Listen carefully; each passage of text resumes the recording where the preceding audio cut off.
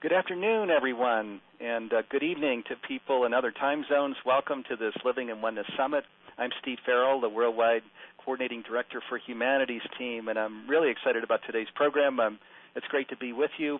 Today is 9/11, so let's just take 10 seconds. Let's create a quiet moment here in observance of of 9/11 that was 15 years ago today. So 10 seconds.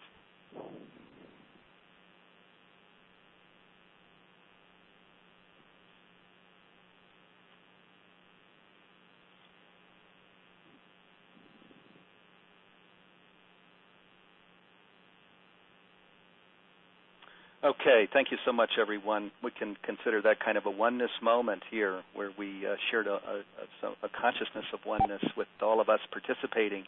I'm going to be interviewing a very special guest today, Gregg Braden. We're going to be talking about Gregg's newest book called Resilience from the Heart, The Power to Thrive in Life's Extremes.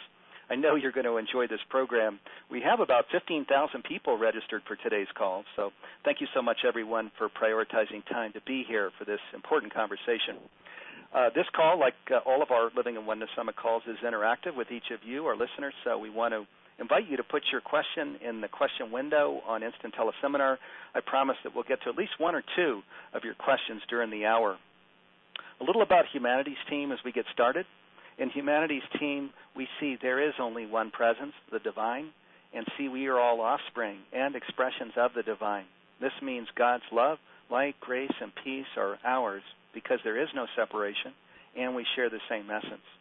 Since our founding in 2003, we've done our best to live as one with the divine, each other, and our earth home. We don't need to be perfect or even excellent at this. It doesn't have to feel heavy. We must only do our best. When we talk about oneness with the divine, of course, this is true for all of life, not just humanity. This has repercussions for how we see ourselves, others, and the earth that is our home. Of course, this means everyone and everything is sacred and should be treated as such. It also means we're responsible for the world around us because, in truth, it is part of our authentic self, encompassing the whole of the earth.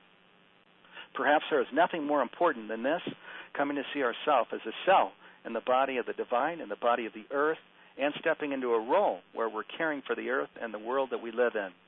In addition to the Living in Oneness Summit, the focus of today's call, we convene Global Oneness Day, a Spiritual Leadership Award, conscious business programs, service projects globally, prayer and meditation calls, and much more. This program, the Living in Oneness Summit, is now a year-round program. All programs are free and are recorded, so you can listen in for free 48 hours following each call. Each week we're interviewing key leaders who can share about living in oneness in our own life, with our partner, as a parent raising children in our home, in the workplace, and as a public service leader. Today we'll talk about living as one in our own life and as a public service leader. And to thank you again so much, everybody, for being here for this important program. Please get comfortable as we get started. I'd now like to introduce our special guest. A New York Times best-selling author and 2015 Templeton Award nominee, Gregg Braden is internationally renowned as a pioneer in bridging science, spirituality, and the real world. For more than 27 years, Gregg has explored high mountain villages, remote monasteries, and forgotten texts to merge their timeless secrets. His discoveries are now shared in 33 countries and 38 languages through such paradigm-inspiring books as The God Code, The Divine Matrix, Fractal Time, Deep Truth, and The Turning Point. His 2007 bestseller, The Divine Matrix, was recently selected as the source for the made-for-television feature Entanglement and is now a textbook for college-level courses exploring new discoveries of science and our relationship to the world. Gregg Braden has received numerous awards in recognition of his insights and innovation. Gregg's work has been shared on every continent of the world, and in recent years, he has presented his seminars and training to Fortune 500 companies, the U.S. military, international businesses, and is now featured in media specials on the History Channel, the Discovery Channel, National Geographic, ABC, and NBC. And welcome to the Living in Oneness Summit, Gregg. It's great to have you with us. Oh, Steve, I am honored to be with the program and the summit and our global audience today, and I'm thrilled about this topic. So I'm really happy to follow your lead wherever you would like to lead us in this journey that we share together today. Awesome. Well, thanks again for being here. And I think people know Greg has been part of Global Oneness Day many years and is a sponsor for Global Oneness Day this year. And gosh, we thank you so much for that. And of course, your work is about creating a healed world and a world that does work for everyone. So it's just fantastic to have you here. And this is the first time that we've done a program that's just one-on-one, so that we can really go deep on you and your materials. So I'm going to get started because there's a whole lot of ground to cover. Greg, I thought we might start with this book that we're excited about. I understand it's available now in Kindle edition. It's called Resilience from the Heart, The Power to Thrive in Life's Extremes. And can you just tell us a little about that book? Sure, Steve. Well, I think people listening to our program today, it's no secret to anyone listening that we are living in a time where our world is changing very, very quickly, and that means our lives are changing very quickly. And it's not our imagination. The best minds of our time are, in fact, telling us that we are living what's being called a time of extremes. And it doesn't mean that only bad things are happening, or even good things, Steve, for that matter. What it means is big, big things are happening, big changes in the world. And because we can no longer separate the big world out there from our everyday lives, it means that we are seeing changes in our lives. And I think it's probably fair to say for most people that the changes are happening in ways that we're not used to, the ways that we haven't been prepared for, that we don't really have a good guidebook to help us navigate through the challenges that we find in our lives today. And I think for most people, we can say this is happening faster than anyone has been prepared to accept. And for me, this is especially interesting. In my life as an adult, I've had the opportunity. I've met presidents. I've met spiritual leaders, religious leaders, social architects, political leaders, indigenous elders from all over the world. They all have told us for a very long time, they've all been expecting change in the world and in a little window of time where we could expect this big change to happen. But every one of them, Steve, I have to tell you, this is fascinating.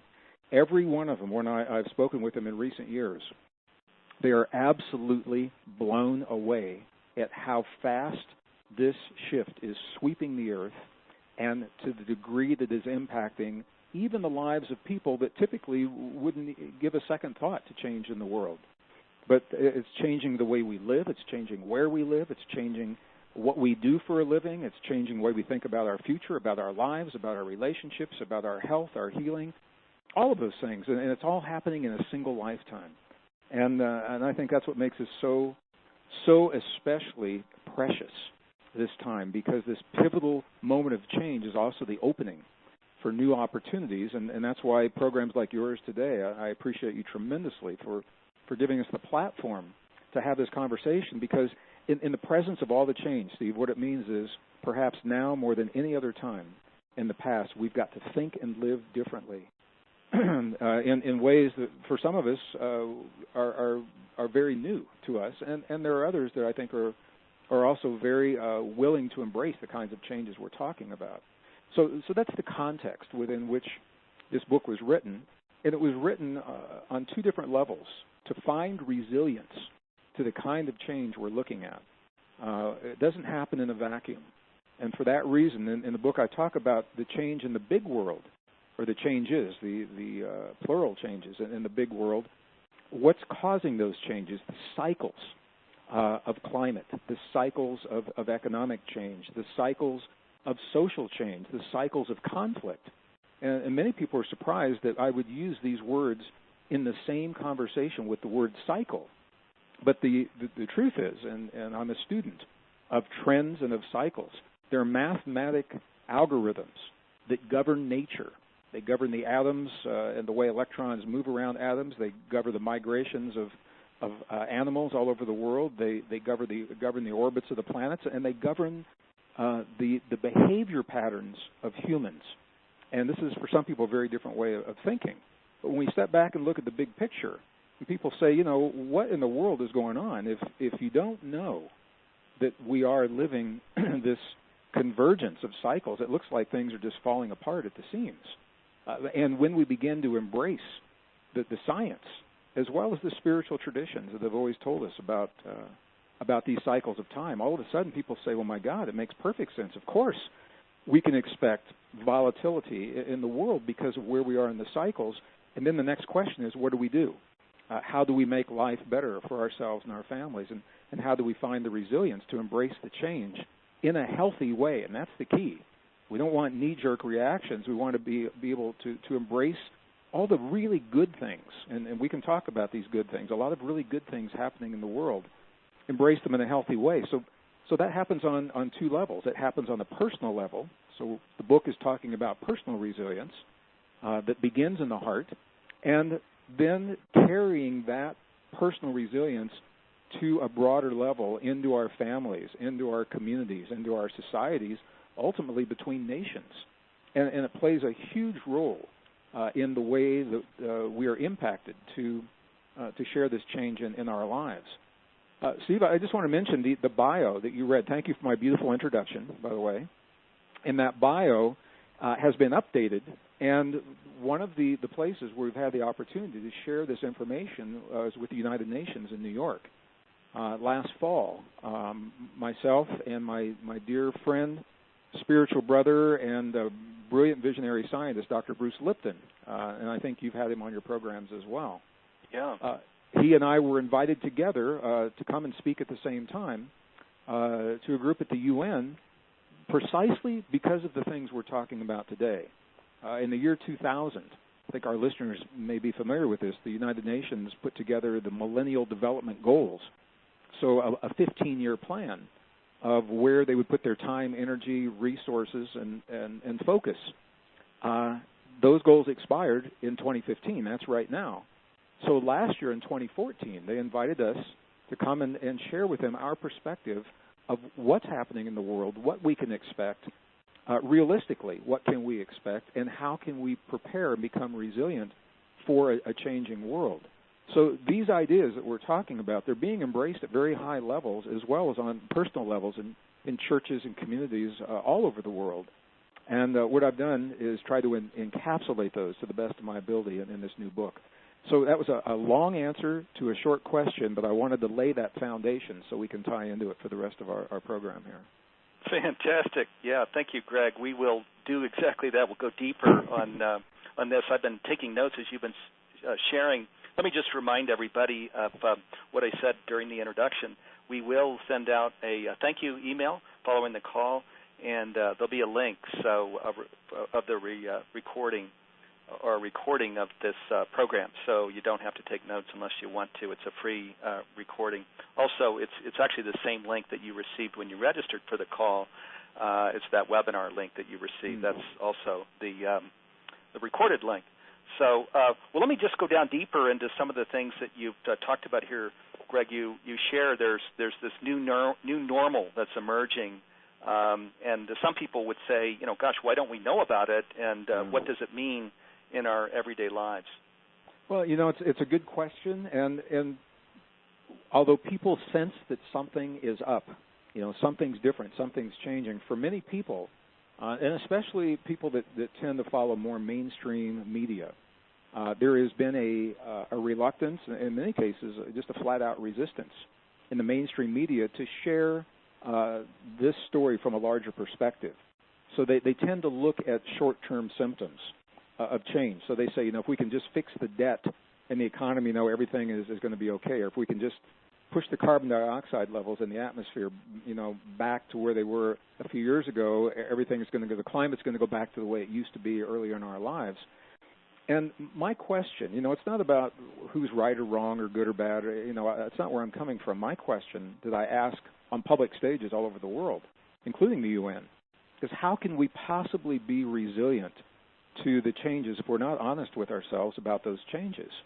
And when we think of it from that perspective, this is where the cycles come in. The cycles tell us that what we're seeing is the extremes in our world right now. They're extreme to us because we're comparing them in our mind to the way things used to be.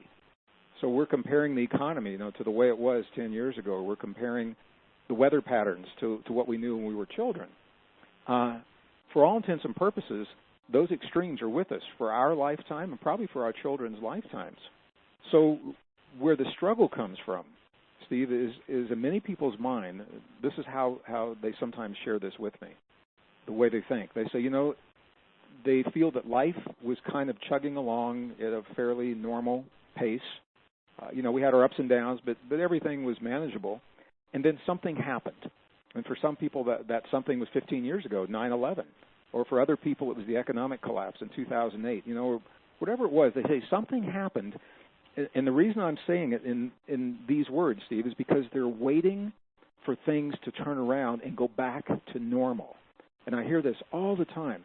People are, in their minds, they're clinging to an idea of a world that no longer exists. It used to, and it's what we knew to be our normal. That world is gone, and there are people still clinging to what that looks like, and this is where the struggle comes from, because that normal doesn't match what's happening in our lives today. So part of the book is simply acknowledging the fact that we are now living a new normal, and there are a lot of really good things happening in this new normal. I've said this twice. I probably should just share what some of those are. One of the best pieces of news from my perspective as a scientist, and I am a scientist. I'm an earth scientist. My degree is in geology with a background in physics and information technology and astronomy and ocean science. So from my perspective, I'm able to see a lot of research and a lot of technology that many people don't have access to. And what I can say to our listeners right now is we've already got the solutions to all the big problems in the world that we're facing right now, technologically. We've got all the food we need to feed every mouth of every man, woman, and child on the face of the earth. That's not the reason people are going hungry right now. We have the technology to create electricity and bring it into the homes of every family that wants it. Not every family wants it. With zero greenhouse gases, very inexpensively, very sustainably. We've had that technology for over 60 years. We know how to create sustainable economies that work for everyone. We know how to create healing technologies that work for everyone. We know how to create community, and that's what this call is all about, is global oneness. We know it's not theory, because there are communities that exist that have demonstrated the principles. There is a community in northern Arizona, 5,000 people living in a community. They produce 100% of their own electricity. They produce 100% of their own food. They have a 100% employment rate because everyone that wants to work works to support the production of the food and the electricity that sustains their well-being. So these aren't hypotheses and theories. These are concrete, tangible solutions. We already have them. And so people say to me, if we've already got these solutions, where are they? How come we're not seeing them everywhere in the world? And for me, that brings to light what may be perhaps the greatest crisis, the unspoken crisis. It's a crisis in thinking. Our thinking must change before we will allow ourselves to embrace all the good things that are available in the new normal.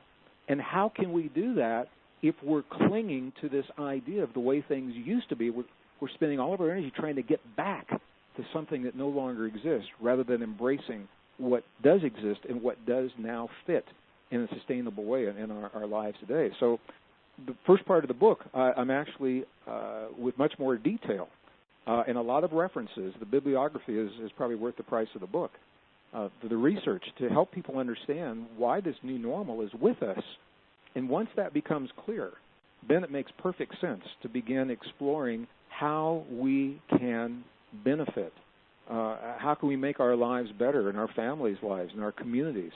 How can we live in a really healthy way in this new normal? And this is where all the conversation of resilience comes in. So, again, that was a long answer to a short question, but I want to give people something concrete that they can think about here today.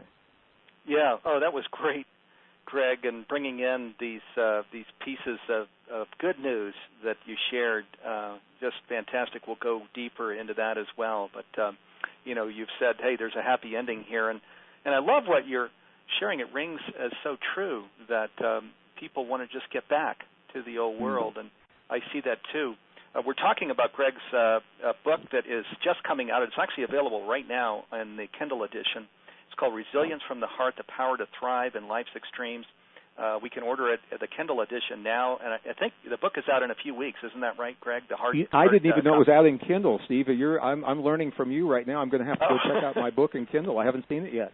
Yeah. No, I went to Amazon and I saw I could order it, and I thought, I'm just sitting here trying to decide if I'm going to order the Kindle or hard copy version, but I'll definitely order it. And thanks again for being here to preview it. Wow, as you framed what this book is about, it's very compelling, isn't it? Because it is. And for me, I just want to say to our audience, in case some people are not going to be able to make it, through this entire program, they listen later. I want you to know right now. I'm going to speak directly to our audience. Audience, I am an optimist, and I'll say that right up front. But I'm an optimist for reasons that support my optimism. And I have never been more optimistic about our lives, our nation, all nations, the world, than I am right now. And it's for this reason. We now know what doesn't work. We don't have to guess any longer.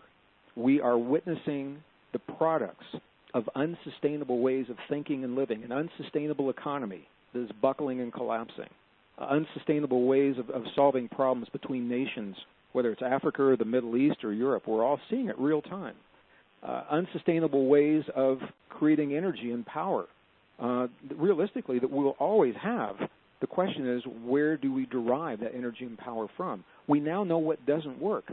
So that creates an opening that is rare. And from my perspective, it is also precious. Because in that opening, there is a willingness to embrace new ideas and the willingness to accept new ideas. And for people that have those ideas, there's a sense that maybe, just maybe, they can make a difference. And maybe it's you.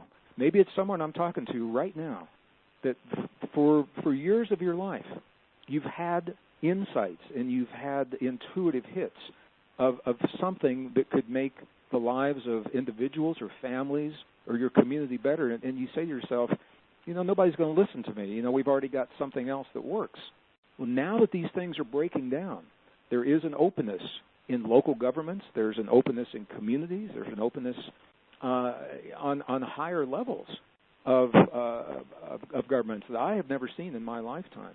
So I am optimistic, and I'm also a realist, and I am under no illusion about the amount of work that it takes for one generation to shift from one way of thinking to another and to let go of beliefs and ideas of what life was supposed to be earlier in our lives, when the new ideas and the new beliefs in the new world are not fully in place, and to do that without getting lost in the fear. And I think that's where we are right now. And as we learn to trust in ourselves, our soul compass is what I like to call it, what we know to be true about ourselves and our relationship to our bodies and the world, when we follow that soul compass, now there's an opening that allows us to do that in a way I've never seen. So there was a poet in the last century, Khalil Gibran, and I know many of our listeners are very familiar with his work, and he said something about work that I think applies in this conversation, and it's something I think about every day of my life, Steve. And what he said is that work is our love made visible. Work is our love made visible. So anytime I'm faced with a huge amount of work in my personal life, or when I look at a conference or an organization, or I look at the world and what we're talking about right now, rather than seeing it as labor that we tend to avoid, I choose to see it as the opportunity for our love to become visible in this world. And together, let's just see how far we can take the deepest truths of our existence and implement them in our lives and our communities. Let's see how far we can take that in a single lifetime. And when we think about it that way, it changes everything. So I just wanted to say that in case I didn't get to before the end of the program today. Yeah, that's beautiful. Work is our love made visible. Greg, the Isn't thing that powerful? relating to this, it's very powerful. Yeah, the thing that I've thought about relating to this for myself is that I don't get to do, a lot of things that I would, that are relaxing and fun that way. My time is limited because I do invest so much time in humanities team, and I have a family. But I realized that I'm doing something that's so incredibly meaningful with my partners and colleagues here at humanities team. And in a way, meaningful is better than fun. This work is, I would rather do this than sit by a pool and read a book most of the time. So it's kind of saying the same thing. Work is our love made visible. I also wanted to say I'm so glad the United Nations brought you and Bruce Lipton in for a conversation as these Millennium Goals, development goals, are expiring. Wow, that's very heartening, and I'm really glad to hear that. And I'm sure you all shared a lot of wisdom, and hopefully that's being stirred into the pod here up in New York as we speak. We were each given 20 minutes, and both of us are very visually oriented when it comes to our presentations. So we did two 20-minute presentations, and then we spent the next hours in dialogue. And I think that was the most important part of the day. And what we later learned was the dialogue, as word of the dialogue began moving through the different offices, our conference facility was open to the closed-circuit TV, CCTV, throughout the UN. So everyone had the opportunity to at least be on the listening end of what was happening, even if they couldn't be in the room with us. And after we left, I understand that it really triggered a lot of dialogue that lasted long after that meeting and opened the door to a lot of possibilities. So that's one of the reasons I say I am optimistic, because something like that probably there wouldn't have been a need for it, 5 or 10 years ago, because we wouldn't be in the same place that we are right now. And I just want to say that the common theme, you say, well, Bruce is an evolutionary biologist, Greg, and you're a geologist, why would you guys talk together? It actually made perfect sense, because the common theme for both of us were the new discoveries that are so new, they change the way we think about ourselves and our world on the one hand. And on the other hand, they are not yet carried in the classrooms and the textbooks. And one of the most pivotal, I think, that applies to our conversation today in this book is the fact, and it is a peer-reviewed scientific fact. It's not Greg's idea or a hypothesis or a theory. The fact that nature is based upon a fundamental model of cooperation and mutual aid rather than the competition and the struggle and the conflict that we have been led to believe based in Darwin's ideas and from the mid-1800s. So when we really begin to embrace what that means, and this is a lot of what the UN conversation was all about, the fundamental rule of nature is cooperation. It doesn't mean that conflict does not happen. We all know it does. But that is in response to specific circumstances. And the more conflict you see, that tells us how far we have strayed from our truest nature and the fundamental laws of nature, and that applies to humans as well.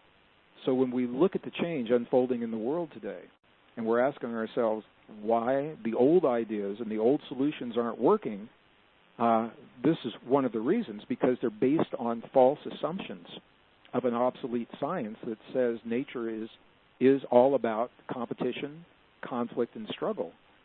That's the basis for the economic system that's collapsing, for the corporate systems that aren't working any longer the way that they have in the past or the way they could, and the way we're solving problems between nations and sharing resources and technology. And so you say, well, those old ideas aren't working. What do we do now?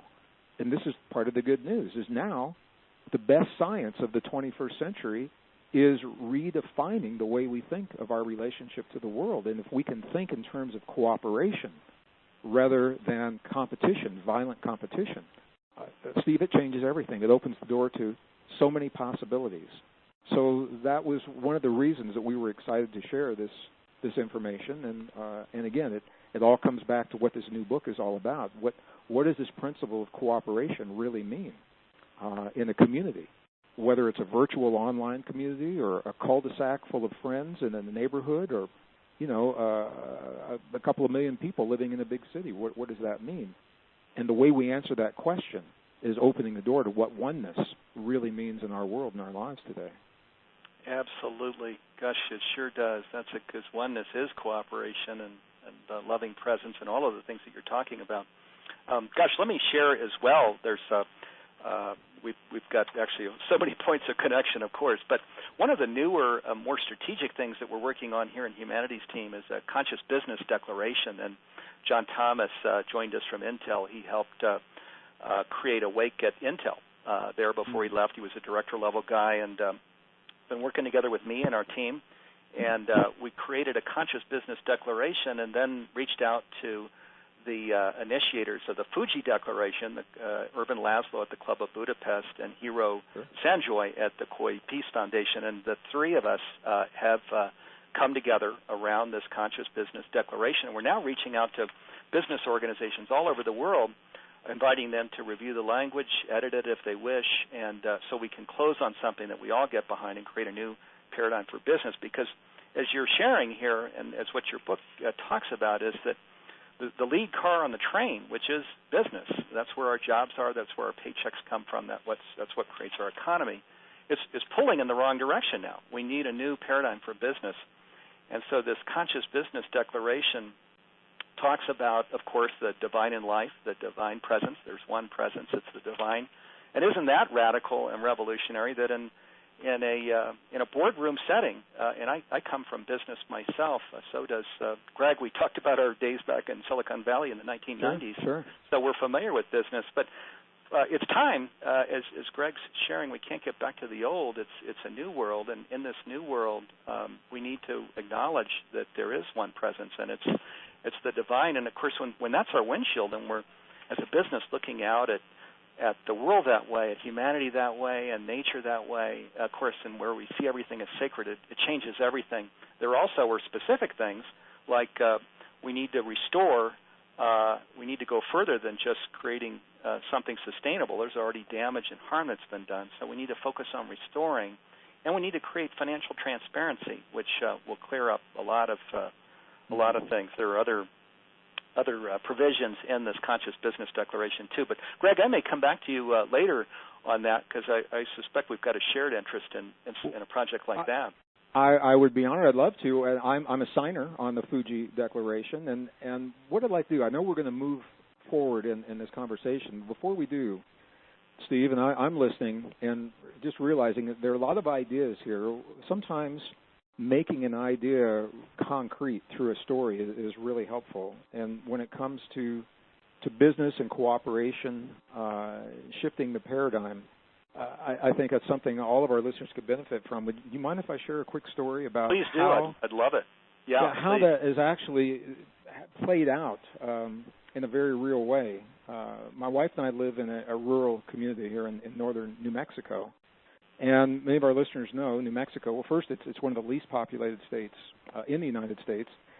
It's also been really hard hit, double whammy, with the changes we're talking about, with both economic changes and climate change. Largely, agricultural communities families have been forced to sell their farms and their livestock because the land no longer supports it, because the rains aren't coming the way they used to. And of course, the economy, this is, I think, second or third lowest per capita income in the nation. So states like New Mexico can get really hit hard when something happens. So that's the backdrop. There's a friend of ours here in northern New Mexico. His name is Steve. And he, for over 30 years, has been a builder of really beautiful, clean, green, sustainable homes. And it does just a really beautiful job. And it just accepted the largest project of his life to build an entire community of these homes. And he had a crew that he was responsible for. Everything looked really good. The problem was it was the year 2008. And as I think most of our listeners know, 2008 is when the economy tanked as well as the housing market.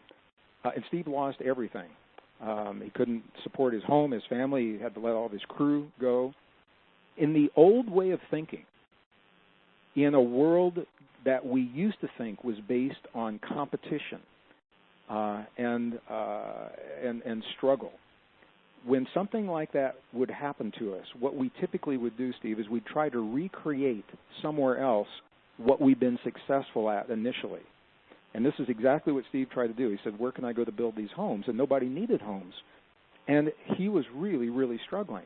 And the way he tells the story, it's so beautiful. He woke up from a very sound sleep in the middle of the night, about 3 o'clock in the morning. And as he was awakening, he was asking himself a question. He was literally muttering a question under his breath. And the question was, he wasn't saying, how can I fix this? How can I recreate what I've known to be true? He was asking the question, what do people need? That was the question. He was actually saying it out loud, muttering it under his breath. What do people need?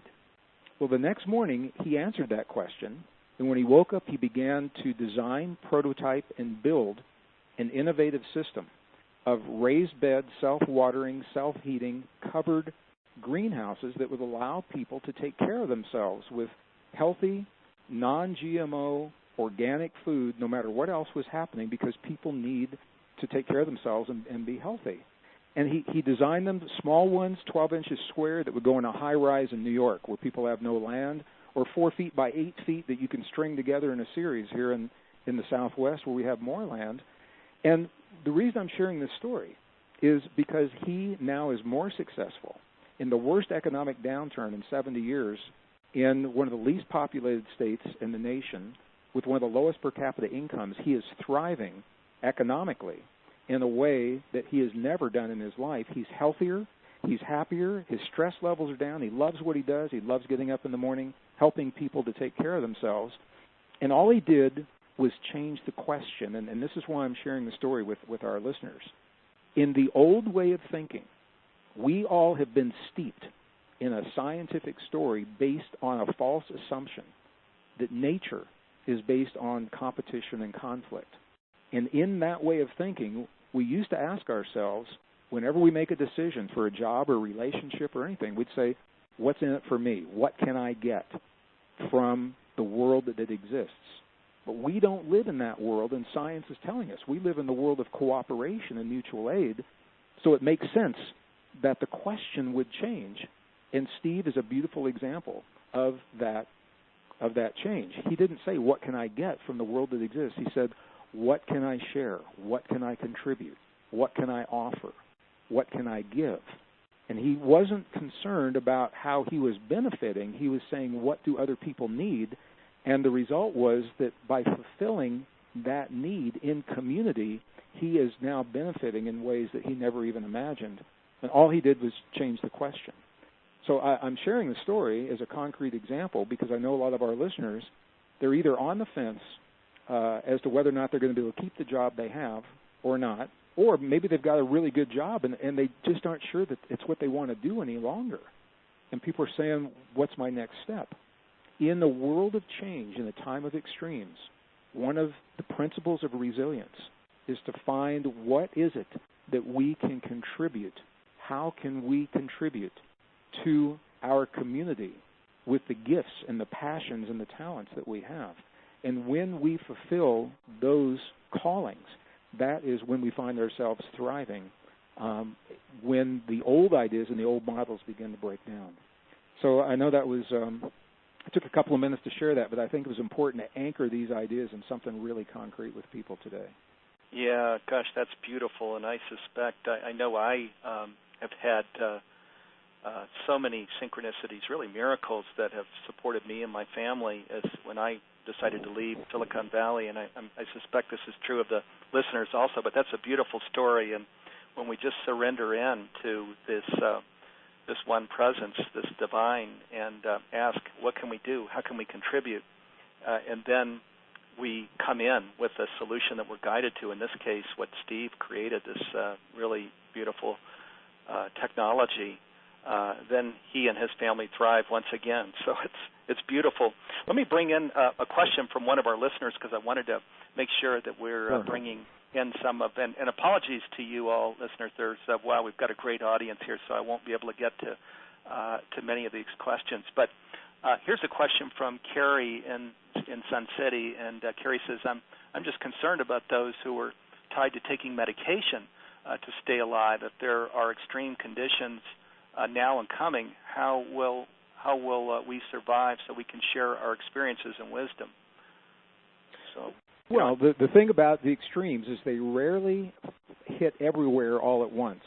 And I think we're all seeing that now. There are some parts of the world that are experiencing the extremes before the others. Doesn't mean they can't happen in other places, but we're seeing some parts of the world that are more vulnerable. And one of the first principles of resilience, and I'm just going to back up a little bit. In the book, we talk about different kinds of resilience. And there's something called expanded resilience that is being studied by the Stockholm Resilience Institute, of all places, where we are able to thrive in the extremes because we've been honest with ourselves and we've taken into account the conditions of the world. So in other words, we are prepared for the conditions that are at our doorstep. We're not fooling ourselves into trying to make things go back the way they used to be. When we begin thinking that way, there are 5 fundamental principles of resilience, and the very first one for both personal and community resilience is called spare capacity. When we talk about personal spare capacity, it's our emotional spare capacity, our psychological spare capacity, the spare capacity of our heart to actually create resilience in our lives, and that's where the resilience begins. We can talk about that in a few minutes. And when it comes to community, and it can be a community of one person, of 2 people, of a neighborhood, or of a nation, it's about security in the things that are vital to our everyday lives. And if you feel that there's a medication that is vital, then I think it makes sense for now, not always, but for now, to do whatever is necessary to find security, to create security around those things that are showstoppers in our lives. It's not from a place of fear. It's from a place of wisdom that recognizes we live in a time of volatility and that we're taking responsibility for our own lives. Now, having said that, if this is a health condition, what I'm also going to say is the best science of our time, and I have to tell you, I've had the honor of touring the world with 2 of the finest representatives of this science, Dr. Joe Dispenza and Dr. Bruce Lipton. Both of them are showing us very clearly that when we create the right conditions in our thoughts, feelings, emotions, and beliefs, we have a medicine cabinet in our brain that will release the chemistry into our bodies, and that chemistry often makes the need for the pharmaceuticals null and void. So there's a responsible way to do that, and I'm not saying for anyone to stop their medications. Work with your healthcare practitioner. What I'm saying is, if this is something that you're really concerned about, I would really explore the power of the human body in healings and forms of healing that science is documenting now, that science did not even acknowledge 5, 6, 7 years ago. And because science is documenting it, they're bearing out what works and what doesn't. And this is the thing. In a new thought, new age community, there's a lot of information. Some of it's good, some of it's not so good. So the science is telling us this is what works, and the things that do work we can do more of, and the things that don't work, sometimes it's dangerous to follow those when it comes to a healthcare decision. So thank you, Carrie, for that. It's a good question, and I hope that helps with the answer. Yeah, sound wisdom. Thank you, Greg. Let's. You mentioned we could maybe come back to resilience from the heart, which is a key dimension in this book. We're talking about Greg's book. It's called Resilience from the Heart, The Power to Thrive in Life's Extremes. Can we go into that one? What is resilience from the heart, Greg? Well, resilience actually begins in the heart. When we first come into this world, when we're young children, we're exploring the world, and we have to think quickly. We have to respond quickly to changes in our world. We have to respond to a hot stovetop burner, and not all the dogs in the world are maybe as friendly as the one in our living room. We have to respond. I'm speaking from personal experience there. We have to respond to these things. In our heartbeat, when we are young, the time from one heartbeat to the next, when we are young, it varies tremendously. And it is actually called heart rate variability. So if we think of the electrical printout of the human heart, we all know there are a couple of little squiggles, and then there's a big peak, and then a couple of squiggles and a big peak. It's called the QRS complex, and the R wave is that big peak. So the distance from one R wave to the next, or the time it takes for one heartbeat, from one heartbeat to the next, that varies. When we're young, it varies tremendously, and it gives us the resilience to respond quickly to change. As we get older, typically what happens, the words are that we become set in our ways, or we become rigid in our thinking. We begin to expect the world to be a certain way. And that rigidity, Steve, it's actually reflected in our heartbeat. The heart rate variability, we begin to lose that variability. The heartbeat becomes more and more regular.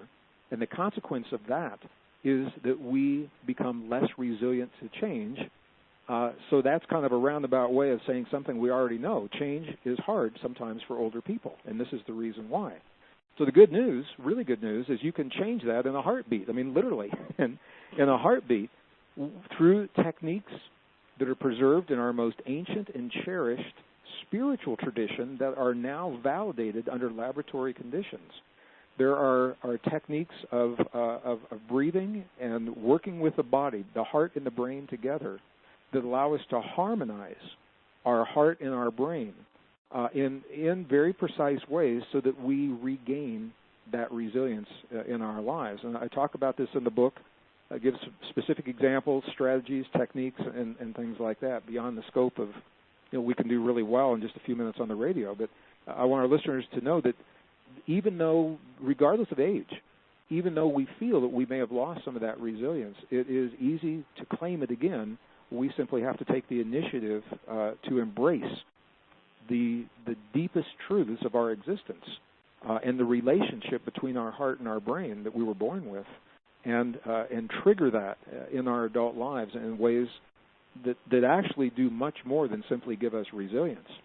And this is where the book, for me, was really interesting to write, Steve, because not only by connecting the heart-brain neural network in a very precise way do we regain our resilience, but at the same time we open the door to some of our most extraordinary capabilities.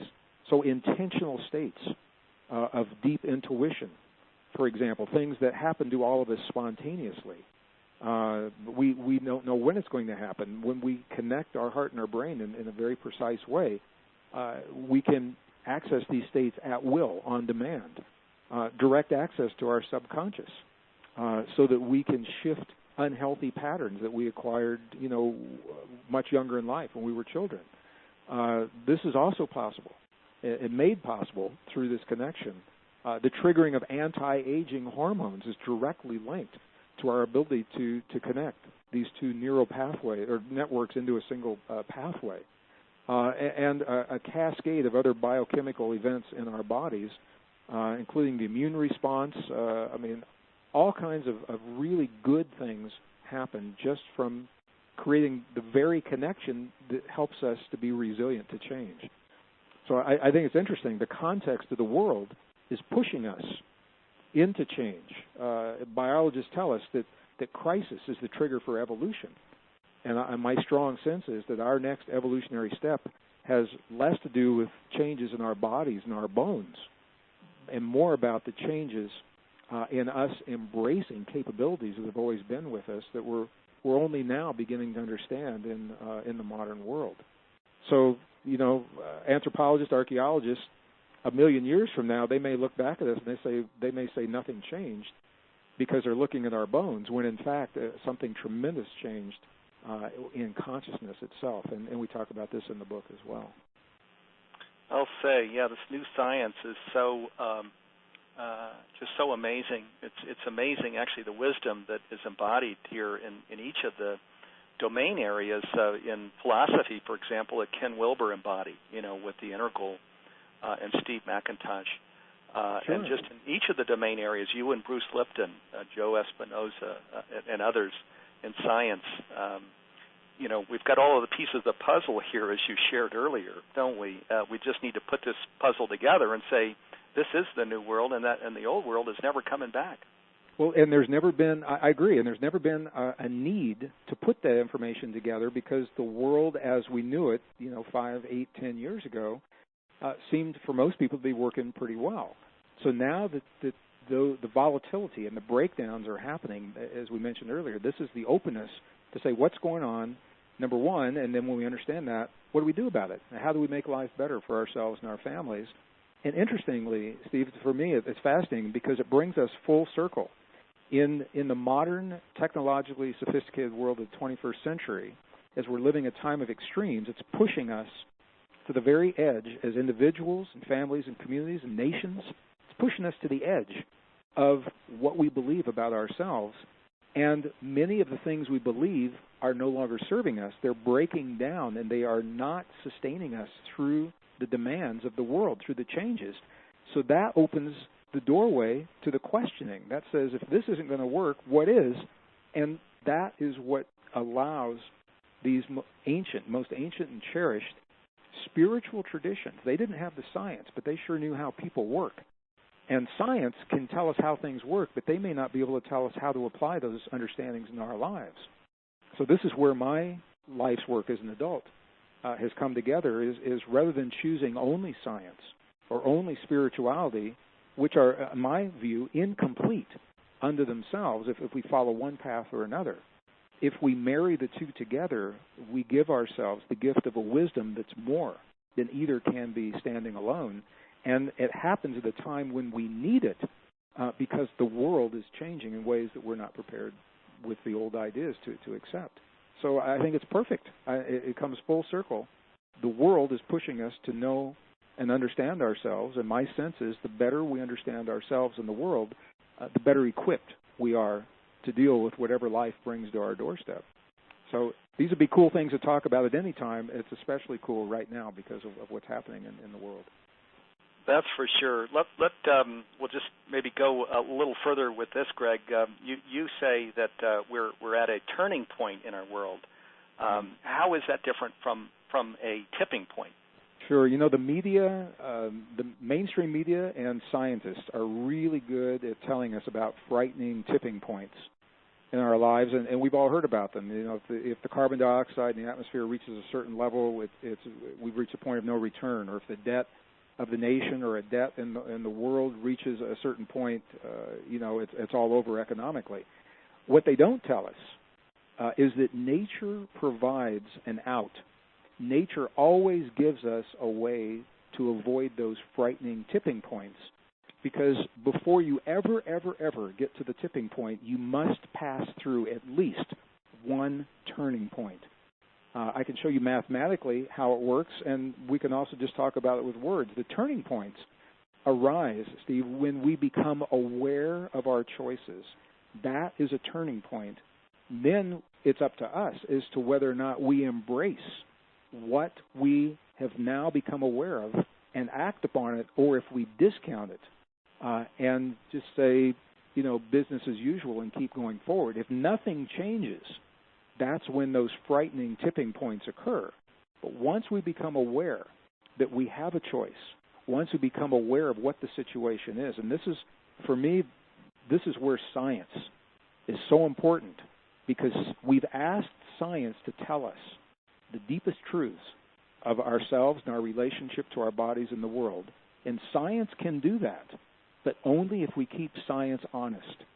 Steve, in many instances, science has been hijacked by politicians, by corporations, by religion, and science has been skewed to support a story that's not true.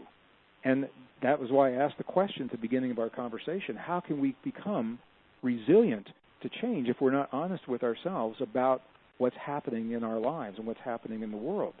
So for me, it's all about truthful, honest, factual acknowledgement of what the best science of our time is sharing with us. It's not about making anybody right, wrong, good or bad.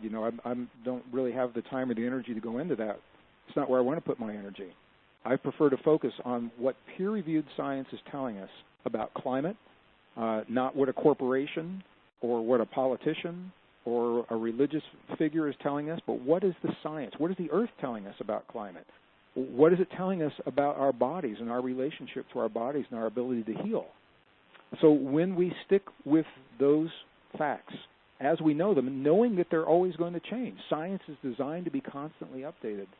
I think that's how we honor ourselves and our families and our communities, by recognizing that we do have an opportunity to make choices, and when we do that, we embrace the turning points that prevent us from those frightening tipping points. So that's a kind of encapsulating. There's a whole chapter on the book about the difference between turning points and tipping points, and examples of what some of those have been in the world. But that's the essence of what those concepts are all about. Fantastic. Well, this book sounds like one for the library for sure, and of course we're light bedtime reading. Is that what you're telling me? No, probably not light bedtime reading, but it's fabulous. It certainly is a book for our time, is it not? It is. There are a lot of stories. What I've tried to do is share the science. It's scientific, but it's not necessarily technical. So science can be as simple as we choose to make it. It's only technical when we wrap a lot of big words and the mathematics around it. The ideas are simple. Nature is simple. So I've done my best to share a scientific concept and then to illustrate that concept with stories, just the way we've done in this conversation today. So there's stories about my grandfather, stories about my younger life when my family split up and I went to work in a copper mill at an early age, and things I learned, and experiences I had leading groups into Egypt for 15 years. So there are a lot of stories that go along with the science. I don't want to mislead people into thinking it's just like a textbook. So yeah, we're talking absolutely not. It's resilience from the heart, the power to thrive in life's extremes, and I think you can order the Kindle edition now, and I think it's early October. I think it was October 6th or 7th that the hard copy version is available. You can go into Amazon and order it now. And we have a hard stop here, so Greg is going to be needs to leave here in a couple of minutes. I've got a few upcoming programs I want to tell you about. Greg, what website can people go to follow your work? All of our information is on www.gregbraden.com, and that's Greg, 2 G's at the end, BRADEN.com. All of our events, upcoming events, a lot of media and research articles, things like that, the blogs, they're all out there on that website. Okay, fantastic. Thank you, Greg, gregbraden.com, and that's with 2 G's. Be sure to check out the book if you resonate with what we're talking about, Resilience from the Heart, the Power to Thrive in Life's Extremes. Greg, thank you so much. My God, just so much wisdom, and we could have certainly talked a full day here, but at least we cracked the surface. And I look forward to having you come back here and join us in Humanities Team. You just are fabulous. Thank you.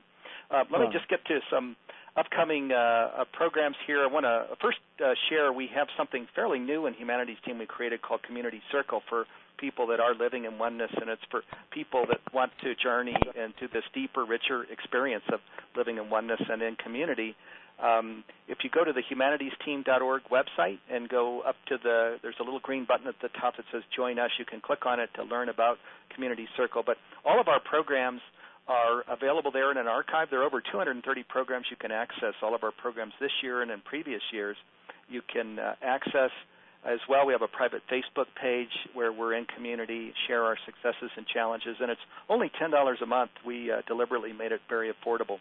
So you can learn more about that at the humanitiesteam.org website. We have some exciting programs coming up that you don't want to miss. I'll review them briefly. Our next call is on Thursday, September 17th. We're doing a program with Dr. Roger Teal. He leads the Mile High Church just outside of Denver. He's also co-founder of the Association for Global New Thought. And his church, Mile High Church, is the largest church that's part of the Centers for Spiritual Living worldwide. Just a beautiful, beautiful person. We're going to do a program together at 8:30 that starts at 8:30 Pacific time, a.m. Pacific time, Thursday next week on the 17th. Then a week later on Thursday, September 24th, I'm doing a program with Arthur Joseph, who created Vocal Awareness. And it's Vocal Awareness is a program based on our oneness with the divine, where we bring our vocal training, speaking, singing, etc., out in the world. Arthur's an amazing person. He's trained Arnold Schwarzenegger, Stephen Covey, Angelina Jolie. He trained me a few years ago, and that'll be an exciting program. It's at 9 o'clock a.m. Pacific time on Thursday, September 24th. Then on Thursday, October 1st, I'll be interviewing Gay and Katie Hendricks. We're going to be talking about oneness in our own life with our partner and in the workplace. Gay and Katie Hendricks are just incredible people. This is the second time that we've had them come back. They were with us last year. That program is at 9 a.m. Pacific time on October 1st. Don't miss that program. If you go to livinginone.com, you can learn about and register for all of our upcoming calls, or any of them. They're free programs, and you can get the replays for 48 hours for free there as well. Also, Global Oneness Day is now just around the corner. That's on Saturday, October 24th. We call Global Oneness Day our Earth Day for an awakened world, and we've got just many exciting people that are participating. Michael Bernard Beckwith, Iana Van Zant, Gary Zukoff, Ken Wilber, Marianne Williamson, Gene Houston, Irvin Laszlo, and many others grassroots leaders also. If you go to globalonenesssummit.org, globalonenesssummit.org, you can learn about that program and register. That program also is free, and the recordings are free. I want to thank Greg so much. I know he just dropped off the line because he had to run to another program. Just amazing this last hour with Greg Braden. So thank you so much, Greg. I also want to thank my colleagues that are here, Nanette Kennedy, Dee Meyer, Penny Heipel, and Monica Augustine, and they created the program and the plans and the promotions, and they're actually running the back end of this call now. So thank you so much. And then last, definitely not least, I want to thank each of you, our listeners. Thank you so much for making it a priority to be here with us today. Gratitude to all of you. And in closing, I want to invite everyone to really live as one. As we know, oneness is ultimate reality, and the way that we create this shift on the earth is to embody it. It doesn't have to be serious. It can be fun. And when we live this way, we support our own health and well-being, our family's health and well-being, and also for our community, for our country, and the world around us. That was a key theme during this call here with Greg today. So with that, let me wish you all a great rest of the day. Have a marvelous rest of the day, and we'll be back on the air Thursday next week. Take care, everybody. Bye-bye.